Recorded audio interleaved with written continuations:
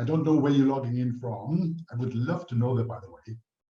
And you can, in the chat box, just type in where you're logging in from, so I get a little bit of a feel where you are in the world. I'm physically in Crete, the island in Greece.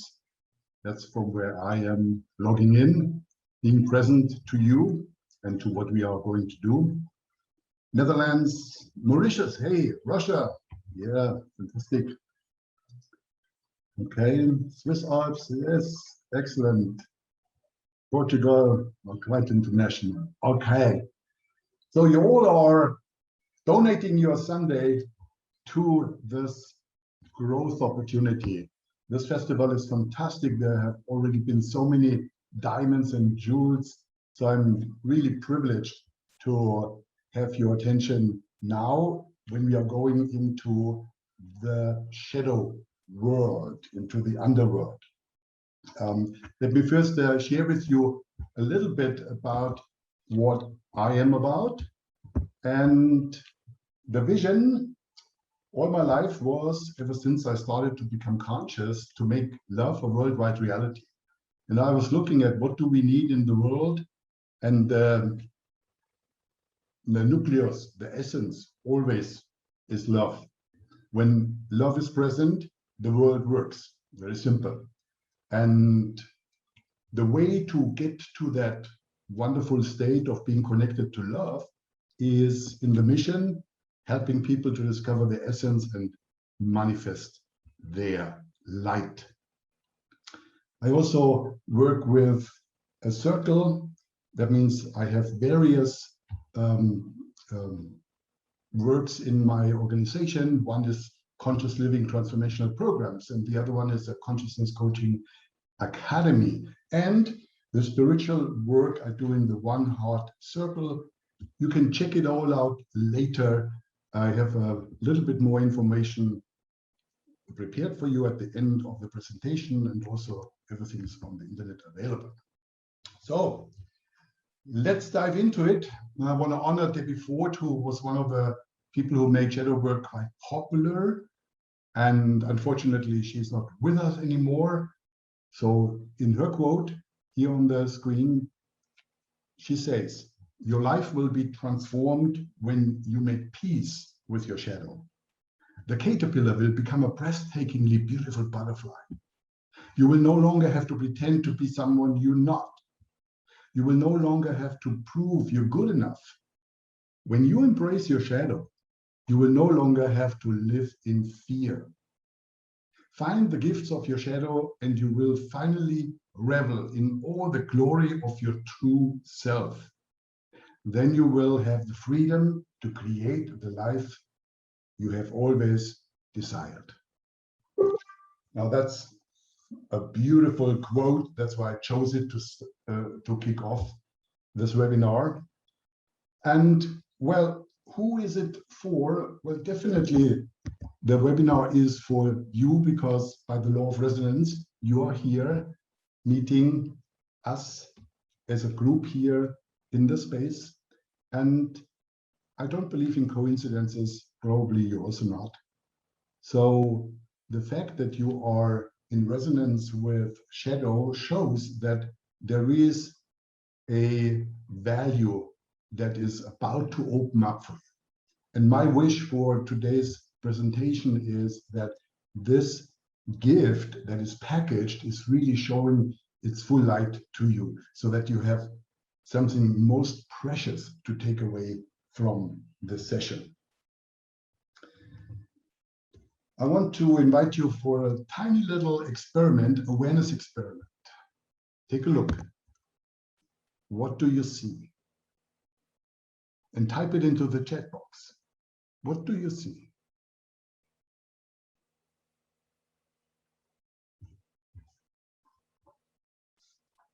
Bats, angels, bats, bats, angels, angels, bats. That's interesting, isn't it? So some say angels, others say devils or bats. I'm gonna give you an opportunity to hang in there a little bit longer. And if you have seen the devils or the bats, but I think they're supposed to be devils because they have a face. Doesn't matter at the moment. Then shift your perspective and look out for the angels. They are in white. If you have seen the angels, but not the devils yet, do the same. Shift your perspective to the dark parts. Now, this is how consciousness works. It doesn't allow us to see both at the exact time. If you believe that you can see both, you get a little bit of a brain trick, making the moment a little bit longer by adding the memory of the last moment and creating the illusion that you can see both at the same time. Human consciousness requires a choice. And that will determine also what we call context, a paradigm from where we then have thoughts and feelings, and from there we make decisions. And here we go. If we zoom that out to our full scope of life, then yeah. So there's always a light and the darkness, yin and yang, you know, the beautiful symbolism of all of that. So just we so often fall into the trap that we believe, oh no, this is bad. Really? Yeah? Or is it just what you see? Where are the angels when you see the devil? And vice versa. What do you see here?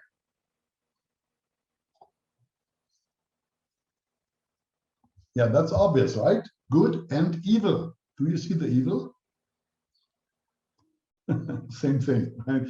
There's more of that kind in the space when you want to look out for it, but it's super interesting to just have this flip, flip, flip all the time. And when you are on the journey to wholeness, I am all, well, then the dark side, what is called and judged bad, is part of what we need to take a look at, become aware of, and integrate. Integration of the shadows, that's what it's about. Because when we try to get rid of the shadows, ooh, this is a difficult journey and an impossible one at the same time.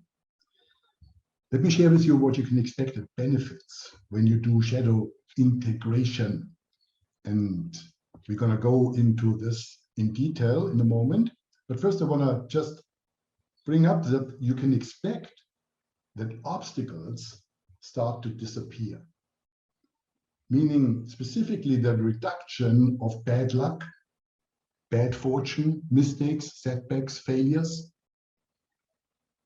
These are all linked to unresolved shadows within us.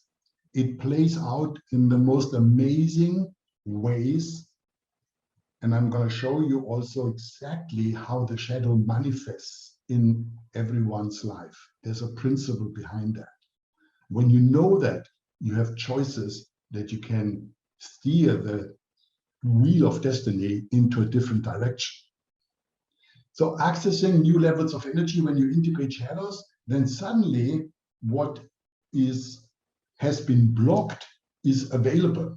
See, in order to keep the shadows where they are, means in our underworld, in the unconscious, in the subconscious, there's a lot of psychological energy needed to keep them there, right? And that blocked energy gets liberated the moment you integrate a shadow. In my shadow work, when we are going through the processes and people integrate shadows, the energy goes up like this, right? Without anything else done, just integrating the shadows, and whoa, you get a lot of energy back that you are unconsciously using in order to keep them at place. Also, you get clarity and peace of mind.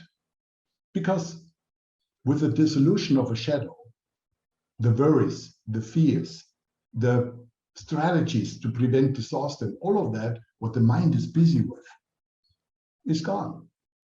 And when the mind is still, the mind is clear. And peace of mind is one of the greatest blessings we can have. The law of attraction is starting to work in your favor. Also more about that in a moment. You can expect fearlessness, courage, motivation. That's good stuff for your creation energy. You know, life is here to create, and you are here to be a creator. And the state of fearlessness, courage, and motivation is just an exquisite, wonderful place to be alive. Also, the heart gets de-armored and you reconnect to love. Shadows keep you away because the fear closes the heart, and it opens massively when the fear is gone and when the shadows are not there anymore. Before we can harvest all of that, of course, we also need to take a look at the other polarity, the problems. The problems, and oops, sorry, here we go. Consider that when the shadows are in place, and they are for most people in their lives, then most people attract what they don't want. And I always ask the people in my environment, how much percentage of everything you attract is stuff that you don't want? And always I'm getting about an estimate between 70 and 80% is the average, some more, some less. But we attract so much stuff that we don't want. And guess what that is related to? Exactly. It's exactly related to your shadows, but shadows are mostly subconscious or unconscious. So there lies a huge power in becoming aware with regard to what you're attracting that you believe you don't want. And yes, you can sugarcoat it and you can rephrase it and all the rest of it. But the fact that you still attract those particular people into your life that you don't want, or always the same characteristics, or that you attract the same physical problems over and over again, when that stuff happens, yeah, these are reoccurring problems. Reoccurring problems is a phenomenon that you change your partners, but the relationship quality doesn't change. Actually, what's happening is the shadow is quite mean. It amplifies in the next round a little bit more what you tried to prevent in the last one. So your relationship didn't work out.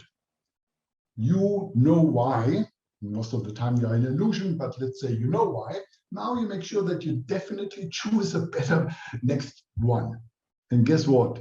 After the honeymoon is over, then what happens usually is that the problems are just the same as before, just now in a different package. Same principle happens when you change doctors. You don't change necessarily your health. If you change your business model, it doesn't necessarily give you more money. So behind all of these patterns of change, if you don't change your shadows, you're going to experience the same reality over and over again. If that already rings some bells for you, that would be awesome, just to consider it. Right?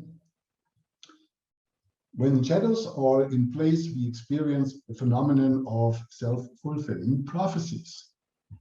That means what we are afraid of then gets powered by the shadows to actually have a higher probability to happen, right?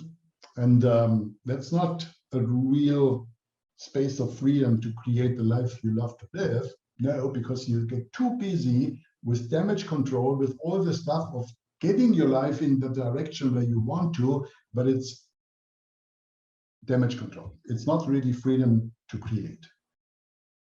Conflicting inner energies, you know, those contradicting energies. On the one side, you want freedom. On the other side, you want security. You want a car, but you don't want to spend the money. You want a holiday here, you know. That also has to do with shadows. Decision-making based on fears. So many people, conscious or unconsciously, are basing their decisions on fear. And although it might sound rational, and definitely when a tiger hunts you, you should base your decision to run on fear, right? No doubt about that. But when it's not real fear that is in the present moment threatening your life, then the precautious stuff, the security, the safety, all understood. But if you conduct your life like that, you're missing out on all the possibilities the real great life might hold in that space for you. Next one is blindness caused by decision, by shadows, biased judgments. The shadow is a judgmental phenomenon. The eating of the tree of knowledge threw us out of oneness, of paradise. So tree of knowledge is nothing but being able to go into a space where you now can say this is good or this is bad. And then everything what you ever labeled as bad is part of your shadow. Yeah. So it's a lot. And the last one here is contraction of your energy field. So you lose connection and flow because fear, shadows are contracting your energy field. You can't really go to the level of expansion that you are able, that you are already there. I'm going to continue with reading and sharing a quote from you I call The Antagonist. It's a compilation of several quotes by Professor Stefano De Anna from his book, The School for Gods. Fantastic book, by the way. Turn yourself into a man who dreams, who creates, who loves. Only he who has decided to conquer himself meets the antagonist. So when he says, decides to conquer himself, in more tantric or esoterical words, it would be to step into love, to step into the higher realm, to connect with the divine. Now, this is a little bit of an old-fashioned language here, but it means the same. A falling man has no antagonists. His descent is free and painless. We constantly come up against obstacles and internal voices that dissuade us from continuing. Physical and psychological antagonists that test the strength of our aspiration, the clarity of our intent, our readiness, and our determination. So basically, what's been said here is that shadows are testing us. They also give us the strength to grow. So in reality, the antagonist appears on your life to point out everything that you should change inside, everything that you do not want to see, touch, or feel in yourself. And once you recognize the antagonist inside yourself, it will disappear from the outside. And ultimately, the antagonist is you. You just are not aware to see that. So all the stuff that you're fighting against, that you have struggled with, that is slowing you down, that is contracting you, that is causing pain, you know, the whole long list, all of that might be you with yourself in a training to drop the related judgments in order to shift into oneness where everything is equally embraced. A little bit more of that also upcoming. So what we are going to cover today is we're going into the world of the shadows to fully understand the shadow, because awareness is a foundation for making choices. We will take a look why it is essential for our personal happiness and our success in life. We do some shadow work, yes, and I'm also going to share with you how I work with the shadows in my retreats. We will have, at the end of the session, if we have time, space for questions and answers. And I'm also going to share a very special offer at the end of the presentation. So how did I come now to lead the shadow work? I haven't talked about myself. We'll spend a few moments to do that so you can feel comfortable that I know what I'm talking about. I'm doing shadow work for over now almost 30 years, right? It's not the only thing I do, but I always do it. I have 3-4 retreats around the shadows every year. And it came to me when I was very young, at around 11 and a half, I had a truly divine experience, the first conscious moment in my life. And everything after that, when that moment, that connection disappeared, it lasted for a couple of hours, everything else suddenly lost its color. And I was seeking desperately to get that back. And I didn't succeed. I looked for it in everything what was available, in music, in sex, in you name it. That led me more and more with every year towards a serious depression. Now, when I was 16, I was suicidal, and my parents got worried, right? Of course. And then they took me to a psychologist back in Munich. From my accent, you probably have guessed, I'm born in Germany. And he was one of the two founders of the esoteric movement in Bavaria in the early 80s. And so destiny brought me to the teacher, like the saying goes, you know, when the student is ready, the teacher appears. And he introduced me to shadow work. He introduced me to meditation and all kind of other spiritual practices. And that's when it started.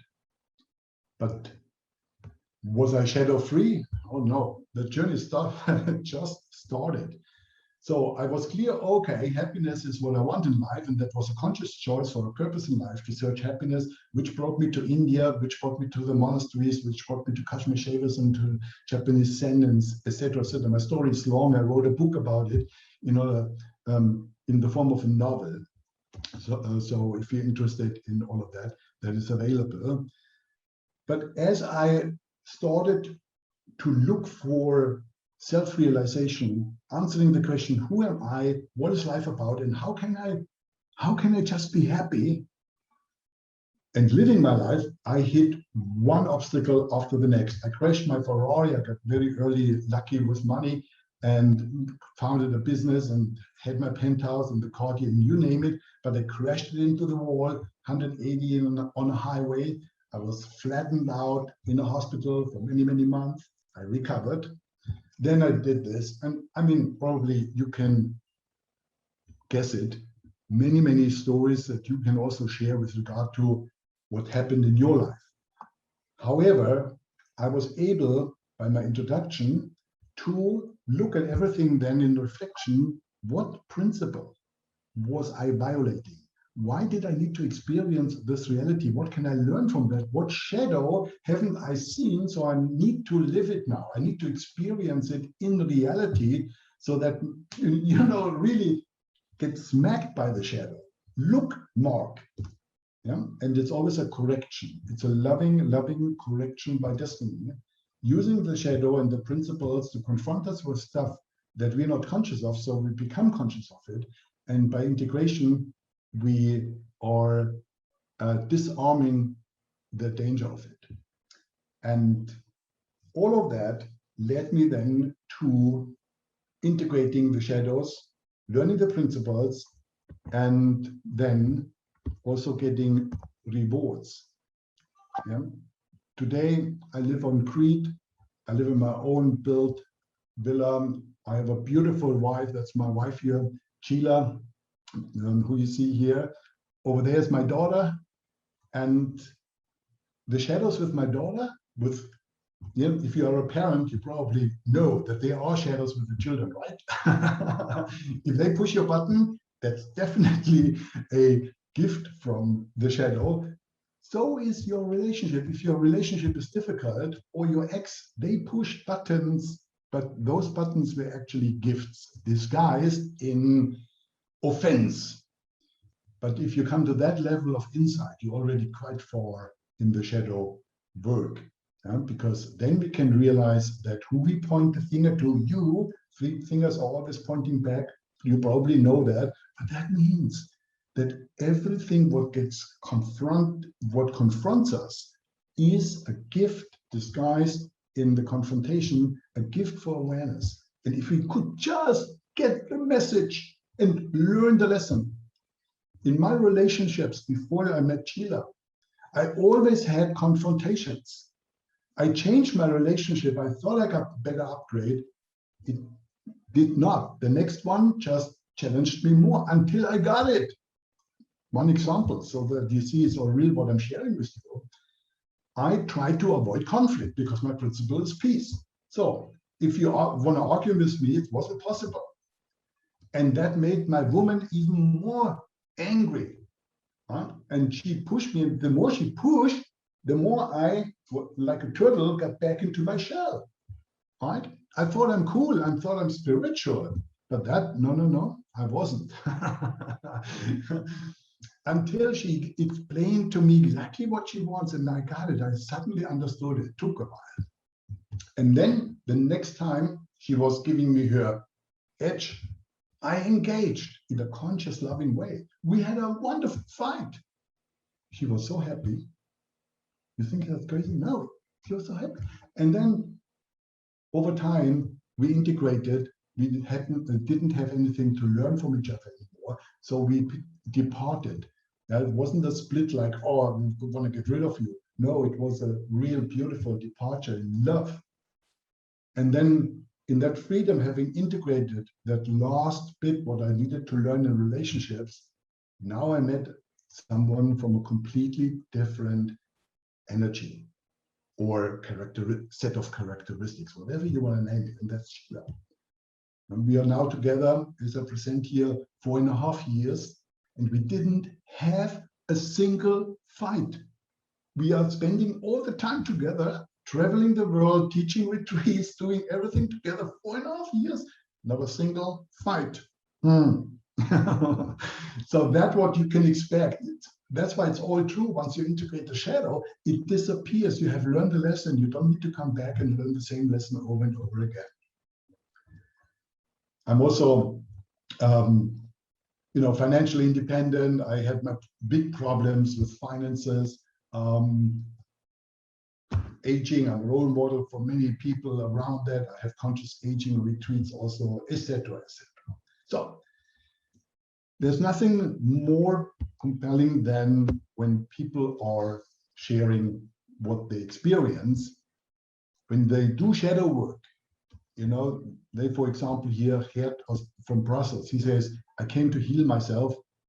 I leave to heal the whole. The awareness expands from me to suddenly the collective. Or videos and books such as Foreplay, the Shadow and Light Retreat is where the real magic happens. Thank you. I came to change who I was. Instead, I discovered my light. Shut up and feel, the only way to heal. I love that one from Wim. A life-changing journey towards the true self.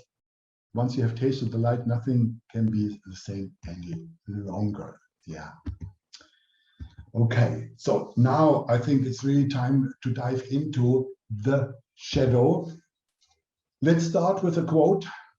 The shadow, the term, is a psychological term introduced by the late Swiss psychiatrist, Dr. Carl Gustav Jung. You may have heard of him. Brilliant man. It is everything in us that is unconscious, suppressed, repressed, rejected, feared, and denied.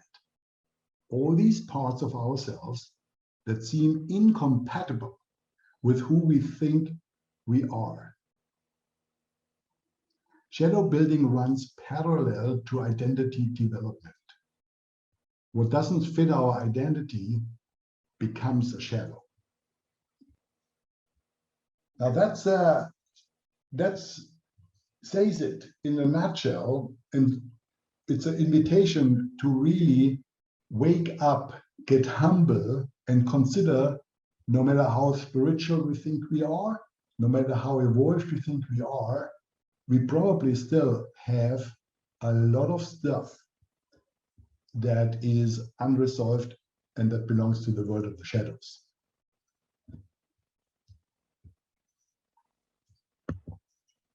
Anything we experience and go into resistance to becomes a shadow.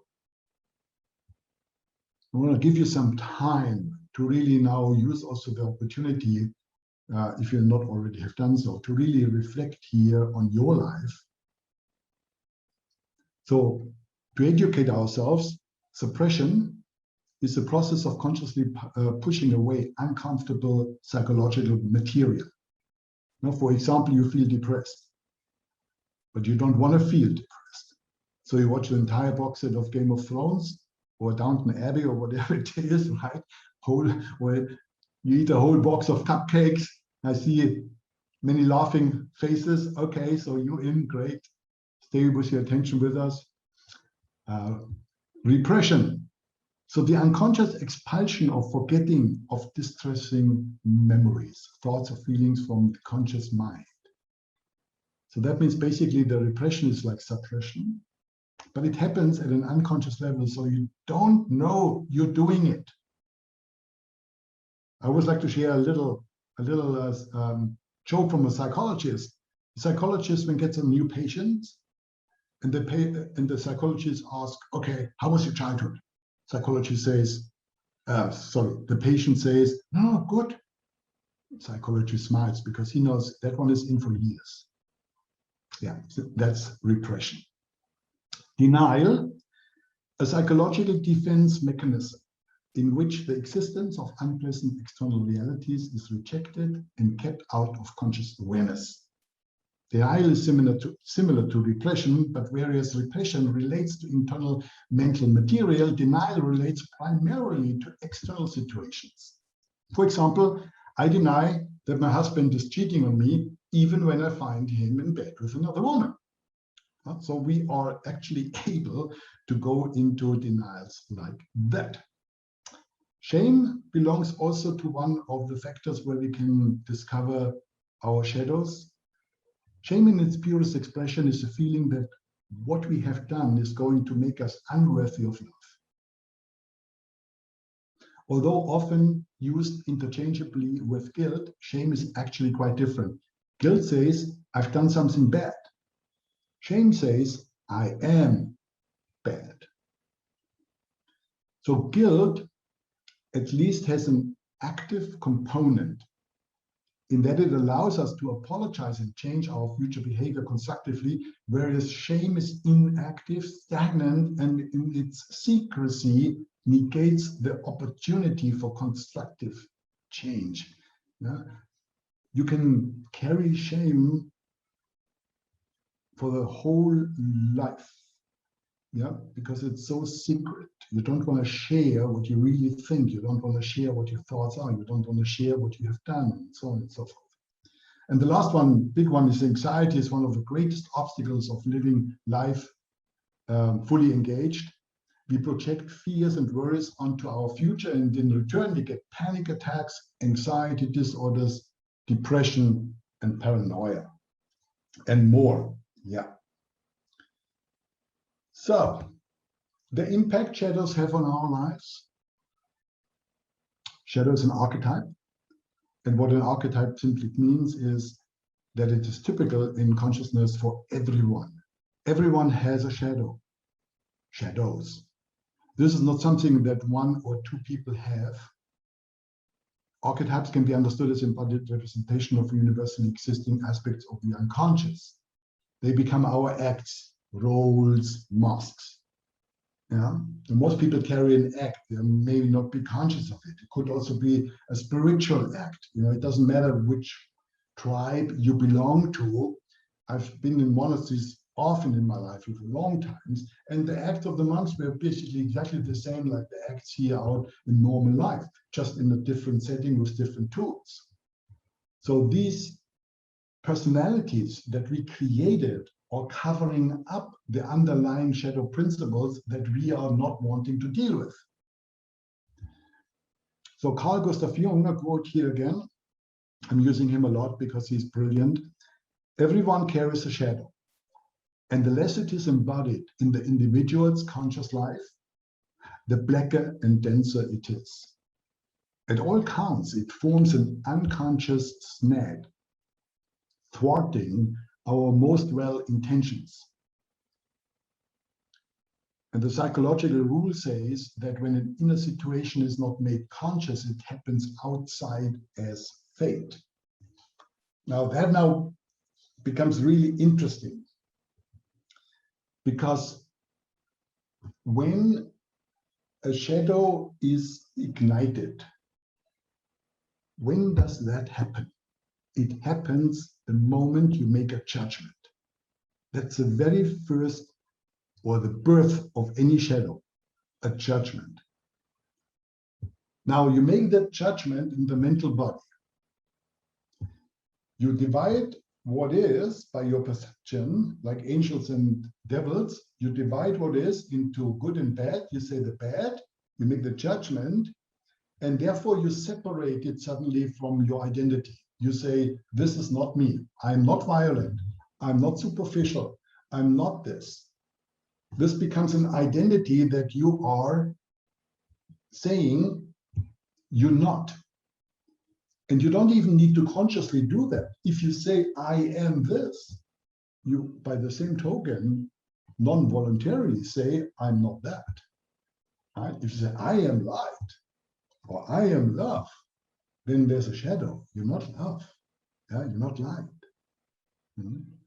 And here we enter deliciously prepared grounds for powerful insights that go usually much deeper than the normal slogans of whatever love may be for people.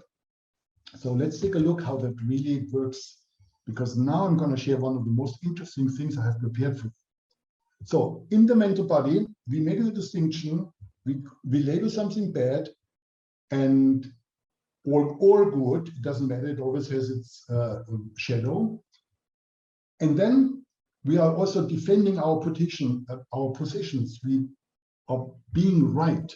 You know, when people argue about their opinions in relationships, when it goes on, you know, it's always an argument. One is defending their position or tries the other one to convince them that they are wrong. And you know the whole game. So in the mental body, it all starts. Then, when you don't want to deal with it anymore consciously, then what does the shadow do? Because the shadow wants, by the law of oneness, which means everything is one, you separate something by judgment. That now has a charge by the law of oneness. It wants to come back to you. It wants to become one with you again. In other words, you need to drop your judgment, but most people are not willing to do that.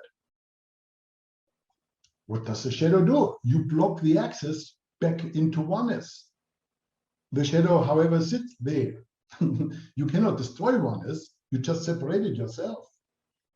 So now it tries to find a different way back to you to make you whole. Consider that the shadow has an energy by the law of oneness to come back to you to make you whole. You made the judgment, you separated yourself.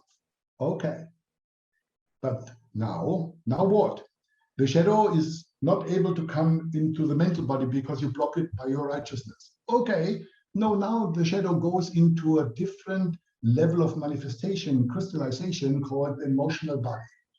In the emotional body, then the shadow creates feelings, hoping that you now feel so bad or feel so panic or feel so depressed that you start looking at what's going on from a shadow perspective. But people don't want to feel their feelings either. Well, they are not really good in that. Right? They want to all feel only the happy feelings. But what about the bad feelings? You know, our escape route and exit strategies are massive. A whole world is built on exit strategies in order to avoid feeling our feelings. So usually the shadow is not successful through the feelings to come back to you, to make you whole. Now it goes into the physical bodies. Here we now experience symptoms and syndromes. Symptoms is a package of symptoms. And there it gets very interesting because it's loud, right, in the body, because it's painful. Yeah? You start noticing it, you can't get rid of it so easily anymore. You need now to take a look. So consider that most, if not all, your physical symptoms are messages and attempts by shadows, underlying shadows, so that via recognition of the symptom in the body, you may have the necessary insight to give up the judgment that caused the shadow to go there in the first place. Example, if you have, for example, an allergy, yeah, if you have allergy problems, what is allergy? Allergy is a resistance, is a reactive process. Right? Take skin allergy. There's a war going on. That means you probably are having a shadow not acknowledging your aggressiveness. You probably are afraid of it, or you spiritualized yourself so much conceptually that you believe that you're not. But then why do you have those symptoms? That's a good question. So reading into the symptoms, when you, for example, cough, what is the principle here from a shadow perspective when you cough? Well, it's suppressed self-expression, because coughing is a socially accepted way to voice yourself. Sorry, this was a demonstration, right? So I got your attention, right? When you sit around a table with people and you're not afraid to speak up, well, cough, then everybody hears you. And if you don't want to cough, that's why a cough is a cough, the cough makes you heard. Here now you need to experience and live through by force what you are consciously not willing to live through. So you get forced by the shadow to live what you are trying to avoid. That's the whole purpose of the shadow, to get you there, right? If you hit yourself, yeah, that means you are experiencing what principle? You are experiencing the principle of confrontation. The more you try to avoid confrontation, the more the shadow will make you experience confrontation. Because there's something for you to stop running away from and transcending confrontation. I'm not speaking about unconscious going into confrontation. I'm speaking about going there with consciousness. Like the alchemist's principle is to make gold out of lead. So they go into the lead and then they transform it into gold. But if you try to avoid confrontation in the first place, then you develop a shadow, then you need to live it by force. Or dropping things. You know, when you're somebody who is dropping things all the time, smashing things, yeah, accidentally or on purpose, doesn't matter. What principle? The principle of that you are resisting to let go. Yeah, now you need to experience like that, or you lose things, you forget things, or they get stolen. The letting go principle that human beings are so bad integrating is a huge platform for shadows to really, really make themselves heard. COVID is a collective phenomenon of the shadow, right? Us being busy, busy, busy, busy with only one way of life, forgetting about every of the consequences, how we are damaging the planet, etc. All of that, you know, now everybody is not willing to stop. Okay, big shadow, collective shadow, stop. Yeah, stop and reflect, ask the real questions. Yeah? But that's a whole section in itself. I'm not going to go any deeper into that.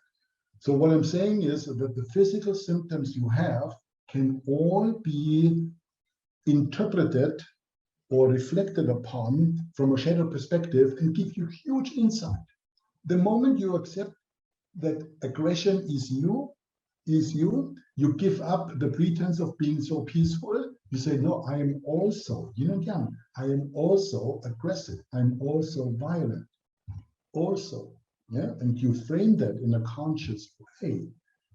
You don't need to then, by force, experience aggression. The whole stuff disappears. If your symptoms are not teaching you, so if you are one of those who are still able to resist any message, any learning from your symptoms, well, the shadow is not done yet.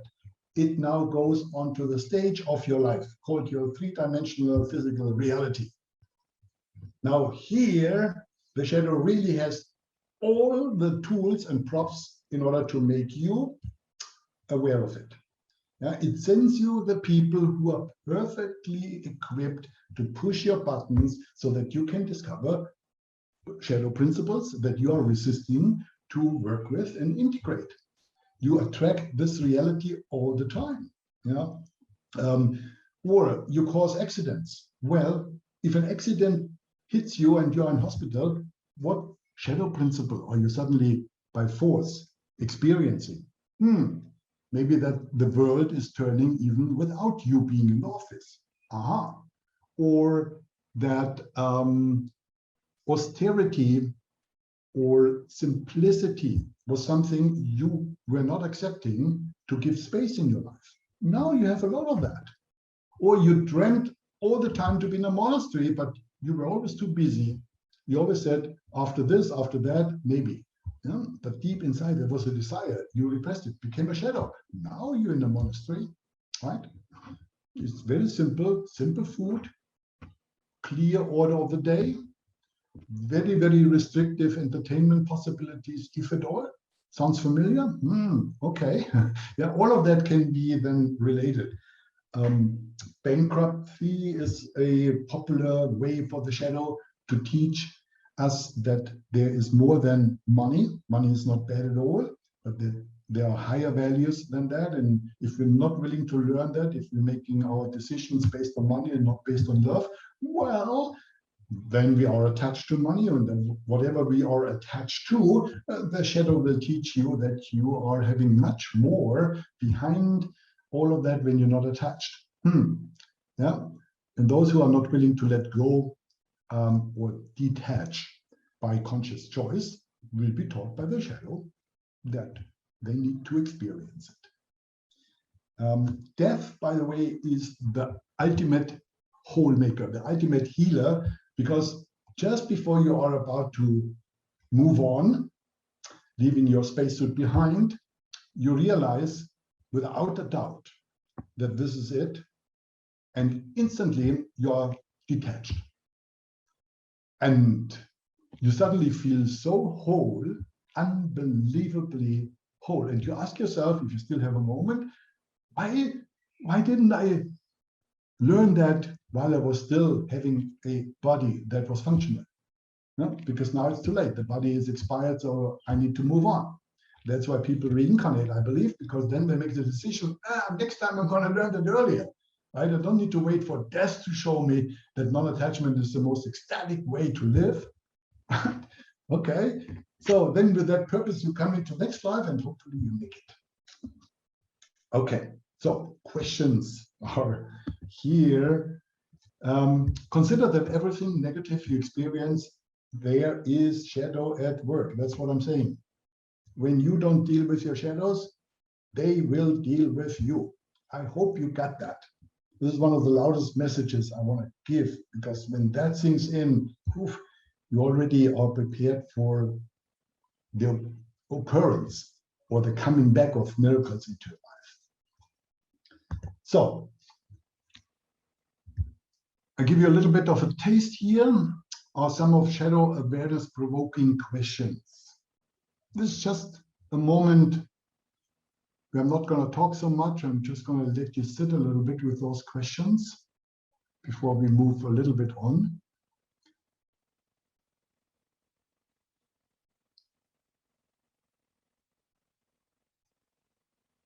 What am I most afraid of?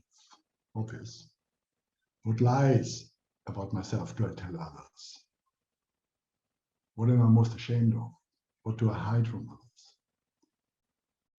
What personal habits do cause me pain? What part of my body am I unhappy with? Where in my life do I attract the opposite of what I want? What are the themes of my nightmares? What is the one question I'm most afraid of someone could ask me? Where and when am I hiding behind my victim's acts?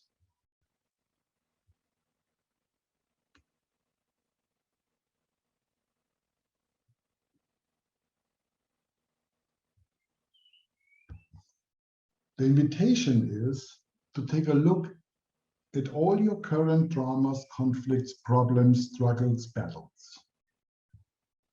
And take a look at these through the lens of the question, what shadow principle is playing out here, which I deny being the source of?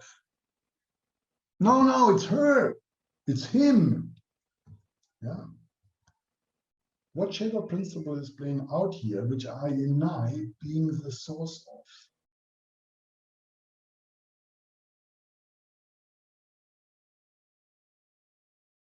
See, whatever you don't want to own about yourself, you conveniently project out onto other people. Did you hear what I said? Whatever you resist accepting or being in denial of, refusing ownership about yourself, what you don't like about yourself, consider that you project it onto other people. And then conveniently, you can point to them.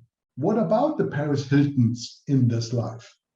Superficiality. No, you're not superficial, aren't you? You're not. So there must be somebody out there, right? Those, and then, and I'm sure that there must be people. Oh, Paris Hilton is, you know, the one, or the Donald Trump shadow. Oh, big one. I'm always getting so much notice when on social gatherings I bring up this one. Because I said, Donald Trump, fantastic shadow carrier. I call those people shadow carriers. Yeah, the opportunity he gives to people, to the world, to integrate their shadows is massive, but nobody seems to see it. So whatever you have to point out Donald Trump, take a look. What would the Buddha do with Donald Trump? What would Jesus do with Donald Trump? Not pointing fingers and saying how bad they are. Yeah, take the Hitlers in this world. Yeah, I'm going that far. If you can't really drop the judgment and move into love, doesn't mean that you have to like what they do, doesn't mean that you have to say it's right what they do. No, I'm not saying that. What I'm saying is you drop your act of superiority and you just see in Trump, Hilton, Hitler, etc., aspects that you yourself own as well. The difference may be that you are consciously owning it, therefore you can make choices. They are probably not consciously owning it, therefore they can't make choices. So when the shift from the shadow having you to you having the shadow, that's transformation. That's when everything starts to change. Yeah, when you don't have your shadow, the shadow has you. Period.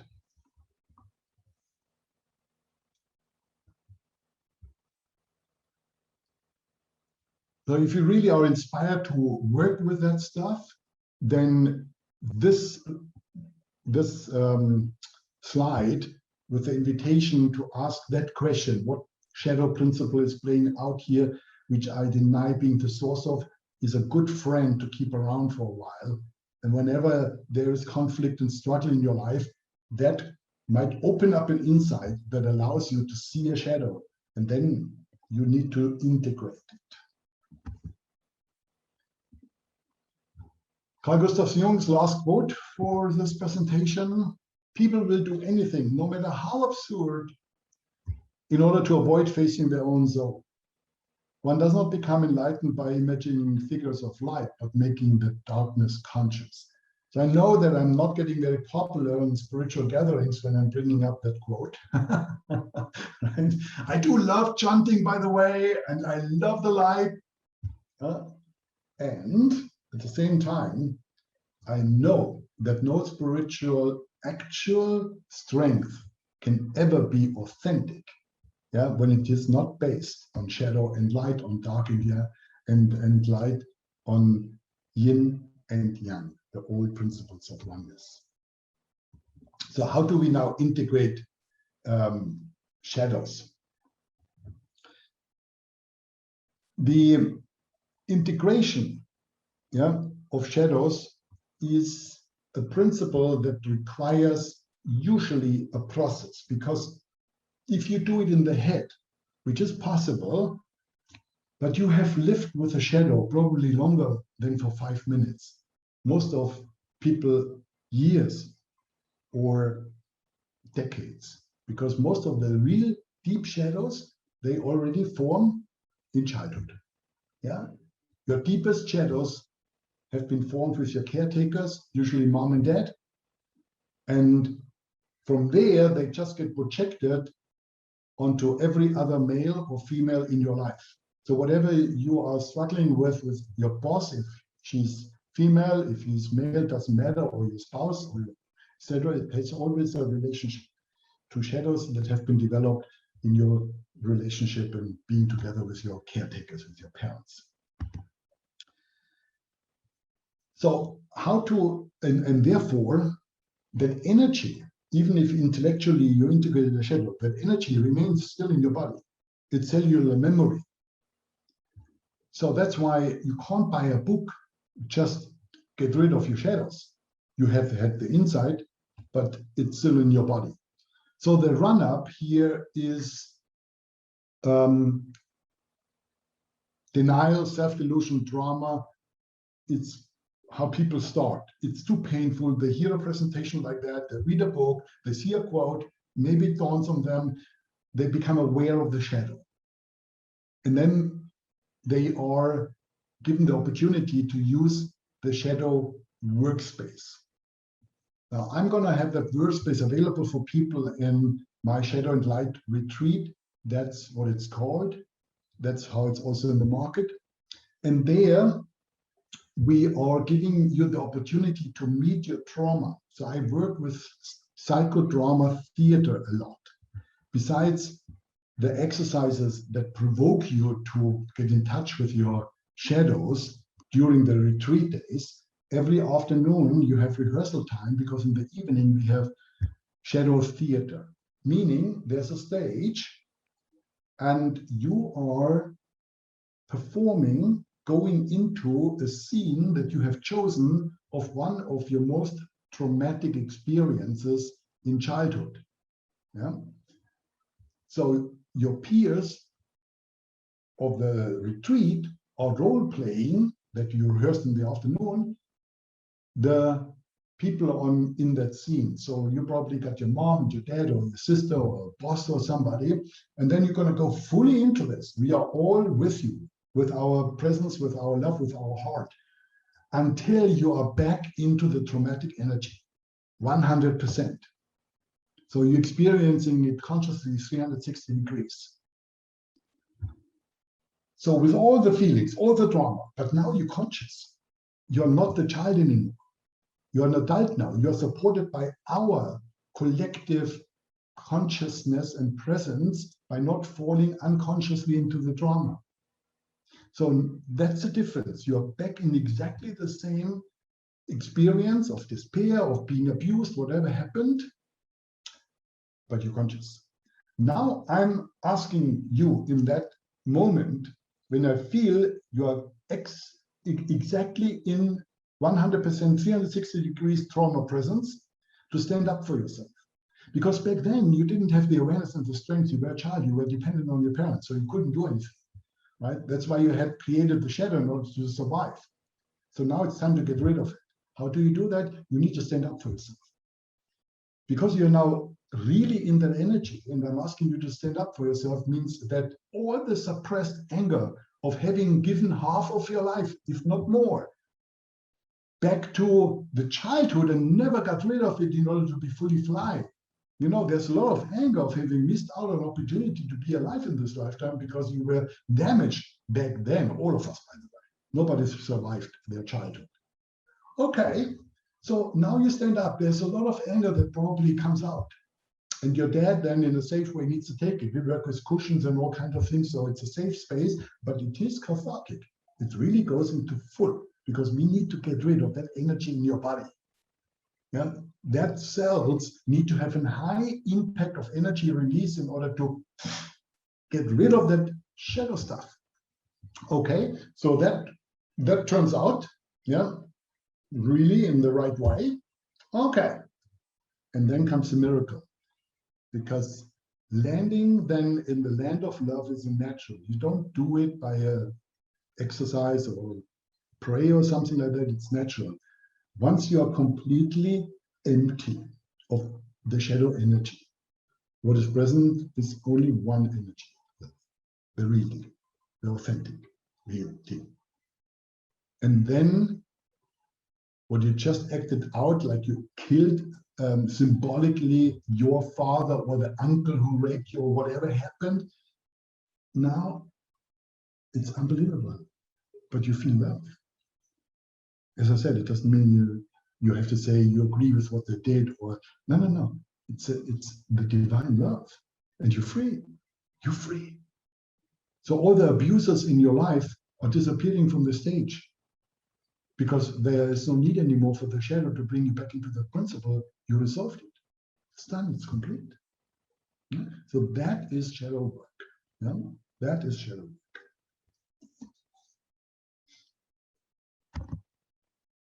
So for all of you who like think, oh my God, yeah, but I don't really have dense shadows.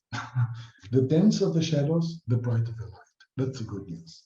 Now, if you really think you have some bad stuff going on, well, that means physically, when it's really dark shadow, the light is also very bright. And that's why it's called shadow and light retreat, because the light work, yeah, is then for the last 3 days. The first 5 days are dark shadow work, and then we have light work.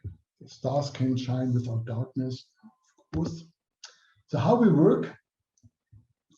Well, the retreat setting is probably familiar. If you love retreats, probably that's exactly what you would expect. And you see the circle here, it's a hairline cross. And this is part of the light work. Here we ask you to simply step from the outside into the center and meet your light. And that is as difficult as going into the shadows. It is going into your light in a conscious way. And you only can do that absolutely empty. And we help you in the 3 days of the light work to get rid of whatever is still sticking on you, not necessarily with hectic shadow energy, but still sticking, maybe attachments to a couple of things, so that you can be in the perfect experience of absolute presence and nothingness. And you say, wow, I always knew it. It's back. I know. This is it. This is it. There's no other words. It's just, this is it.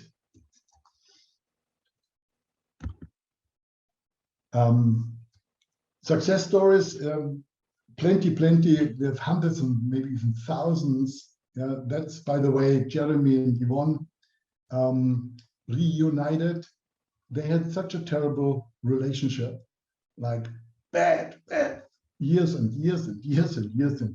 Yeah, only when the shadow were resolved, yeah, there was happiness all over the place. So the deepest problems in the relationships you can all solve with this work. I also want to share with you that 2 more stories. One really moved me a lot, and that is from Sophie from Belgium. And she writes, and by the way, that's all official. I had the permission from her to share that story. She had 3 miscarriages. So when my partner and me decided to have kids, I stopped taking contraceptives, and I never imagined what roller coaster I was about to step into. I got pregnant after 6 months, and after the first positive ultrasound and the heartbeat, we found out at 9-10 weeks, we had lost this pregnancy. An emotional happening, but as I knew already this happened, we picked up where we started, and after another 6 months, I was pregnant again. And again, we lost the pregnancy in the same way. Also, our 3rd pregnancy stopped at 9-10 weeks. And I even had a very severe complication in my uterus. So Sophie did her shadow and light retreat in 2016 in Fuerteventura. And we did all the necessary work here.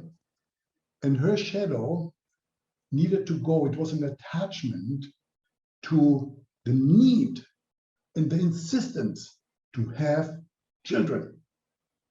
And this was so strong in her that the shadow created a stop, saying, no, yeah, that's too much polarity here. You need to relax. You need to see it as a gift, and you need to also feel that you can be complete just as you are. You know, that kind of insight was starting to come through and all the work. And 9 months after that retreat, yeah, she gave birth, healthy daughter. Today she has even 2 children. So that's what I call a miracle. I mean, what else? And I want to share with you the last one here from Wendy from the UK. I call it From Victor to Victor. So she says, and she was very skeptical in her 50s when she came, nothing said, read, heard, or shared prepared me for what was about to become the biggest personal shift of my life. I arrived as a person who was unable to acknowledge myself on any level. I was afraid of what people saw in me. I had spent so many years being a victim. In 1 week, I became a person who suddenly became whole through tears, joy, pain, and incredible laughter. And I was transformed into a victor. Marc taught me how capable I am once I acknowledge myself, and through this discovery, I was able to change my life. I learned to commit myself to my soul and my word. I made life-changing decisions, followed through, and have been able to give myself the gift of living a life with purpose. Before the retreat, I was in constant physical pain, unable to stand easily or walk distances. On day 3 in the retreat, my pain disappeared and has never returned. So all of those have in common is they did the journey into the shadows. And there is so much more I could share with you. Don't want to spend too much time on that from your time, but there's amazing, touching stuff what shadow work is doing for people. That's why I'm such a fan of it, and that's why I have it also so much in my curriculum, how I work with people.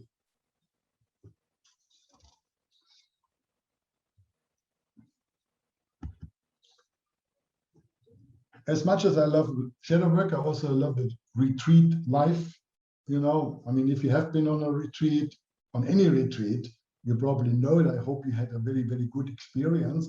But just to be with like-minded people on our energy level, being together in a context, in a conscious context, doesn't need to be without laughter, doesn't need to be without music. I love music and dance. We have a lot of fun, but at the same time, it's always conscious, and everything is integrated. It's part of it. So we're not saying you must not do this, must not do that. That's not my style.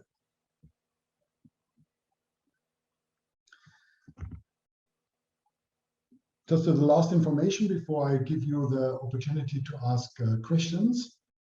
The next retreat is coming up next week. Hey, I can't wait because it's the start of the retreat season for us.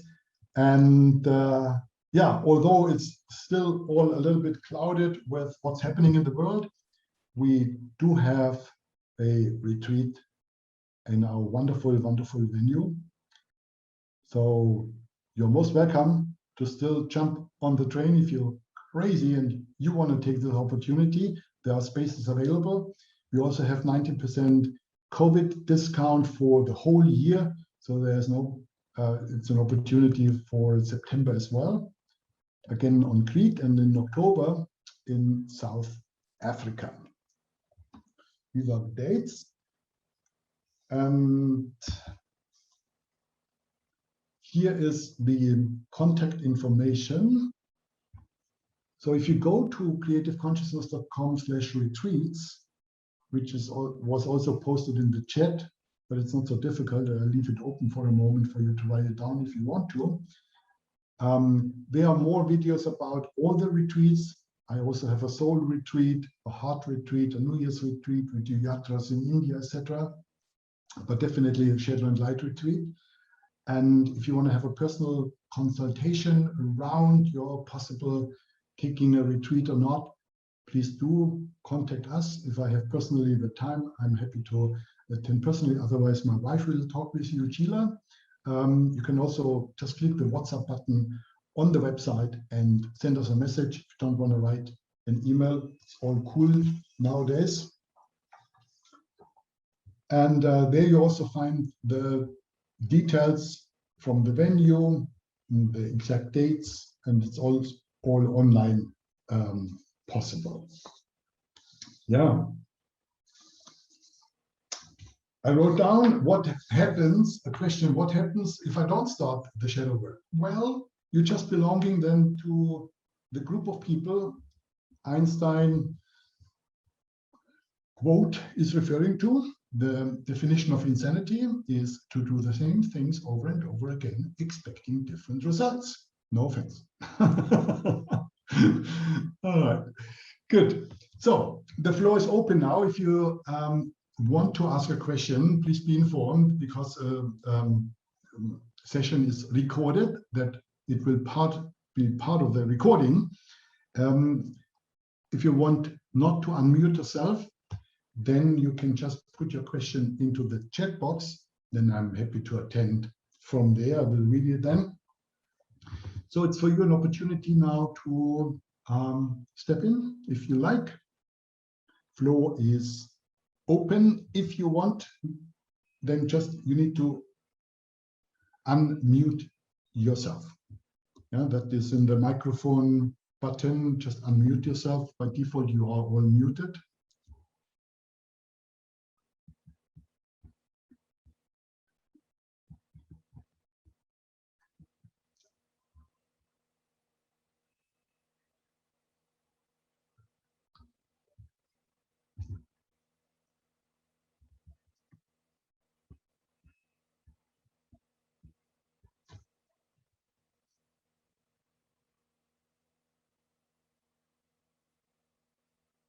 And if you are complete with what you have experienced so far, then this is perfectly okay as well.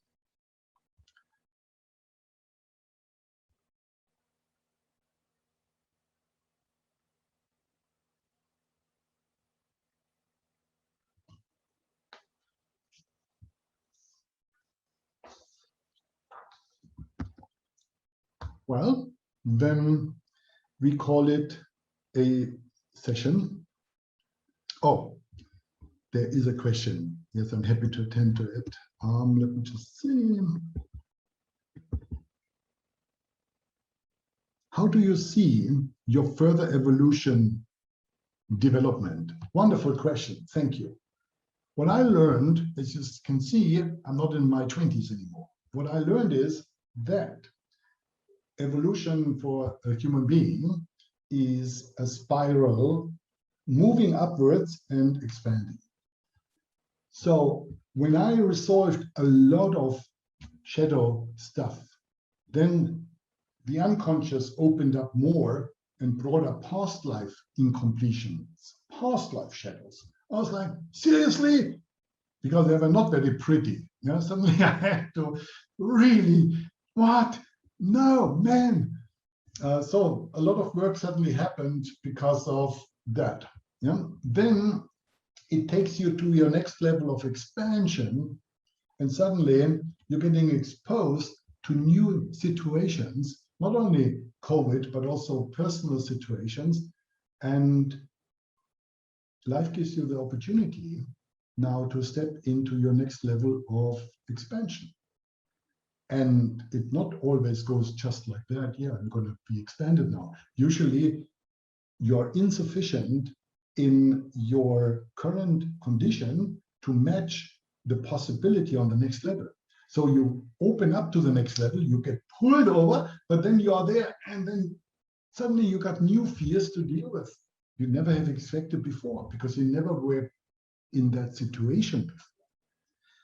So what I learned is that once you clear right what's in front of your door, then new packages from destiny can be delivered, all in service of giving you the most magnificent growth opportunities life can hold for you in this incarnation.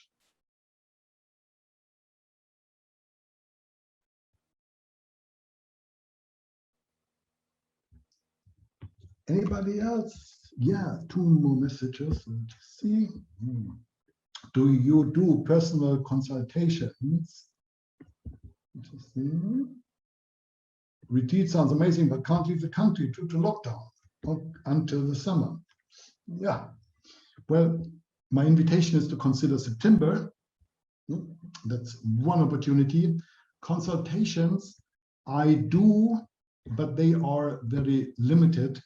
Now, just use the email address that is here and write to me what you would like to have the consultation also to be about, and then we can take it from there. Can you allow me, I think, we'll trigger more questions. Yeah, I allowed people already to unmute themselves.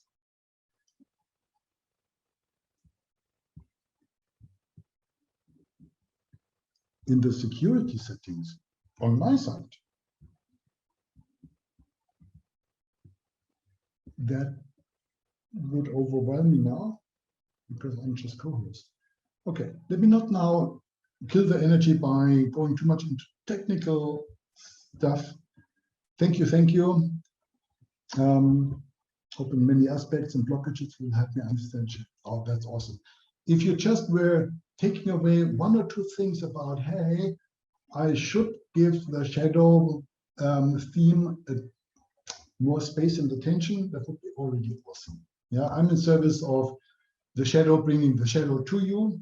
I hope I was worth your time, and blessings with whatever you do for the rest of the day. Enjoy the rest of the festival. It still goes on even tomorrow. And yeah, maybe I see you on your journey on one of my retreats. Would be absolutely lovely. Thank you. Namaste. Blessings, everyone.